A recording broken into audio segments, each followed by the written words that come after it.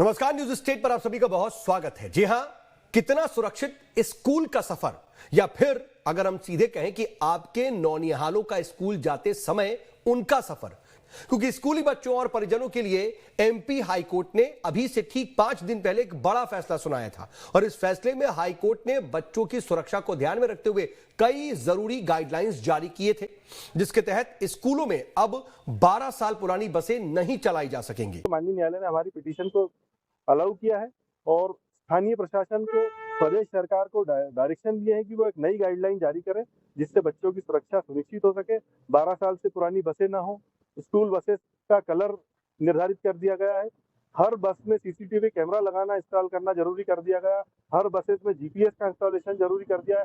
हर buses में एक mail staff और एक फीमेल स्टाफ बच्चों की सुरक्षा हेतु आदेशित किया है।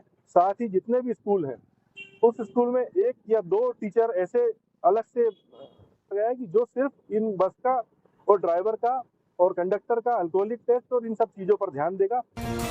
अब वाकई ढाक के 3 पात स्थिति कहीं ना कहीं इस फैसले के आने के बाद भी नजर आ रही है। जरा समझते हैं, हमारे साथ सुप्रीम कोर्ट के वकील तनु दीक्षित भी जुड़ चुके हैं। तनु जी, आपका भी बहुत स्वागत है।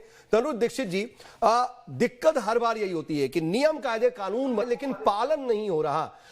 अब ये पालन कराने का जिम्मेदारी किसकी है? हम सब जानते हैं प्रशासन की है, सरकार की है। क्या प्रावधान है उनके लिए? सबसे पहले याद हो जिस तरीके से इंदौर में दिल्ली पब्लिक स्कूल के बच्चों एक्सीडेंट का एक दुखद हादसा हुआ था सन 2018 में, उसी के ऊपर माननीय उच्च न्यायालय इंदौर में जो याचिका लगी थी, ये याचिका जैसा कि अभी हमने वीडियो में भी देखा, हमारे एडवोकेट साथी मनीष यादव के द्वारा इसमें पैरवी की गई और इसमें 10 बिंदुओं पर जो है अलग से गाइडलाइन बनाने की मांग मध्य प्रदेश शासन से माननीय न्यायालय के द्वारा की गई, जिसमें रूल 76B(c) में भी परिवर्तन करने की डिमांड की और ये इसका आदेश जो है दिया है। साथ में परमिट जो अभी 15 सालों का होता है उस सालों पर करें, ऐसा हाईकोर्ट ने आदेश इसमें पारित किया। इससे पहले कानूनन रूप से अगर समझे तो एक्ट में तरह तरह की सजा और फाइनों का प्रावधान है।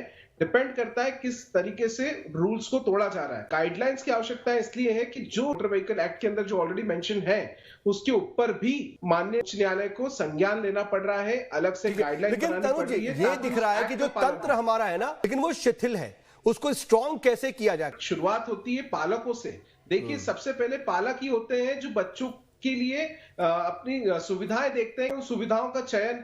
दूसरी जिम्मेदारी है स्कूलों की। जैसे हमारे साथ में आज पालक संघ के भी अध्यक्ष बैठे हैं, शिक्षाविद भी बैठे हैं और आरटीओ भी बैठे हैं। एक एक करके तीनों की जिम्मेदारी है स्कूल्स भी अपनी बसों को दुरुस्त रखे, व्यवस्थित रखे, सब नियमों का पालन हो। और वहीं आरटीओ विभाग की अगर बात करें, साहब बता रहे थे कि कोई इस तरीके से चेकिंग की जिम्मेदारी आरटीओ की नहीं, ट्रैफिक की, तो ये भी गलत है।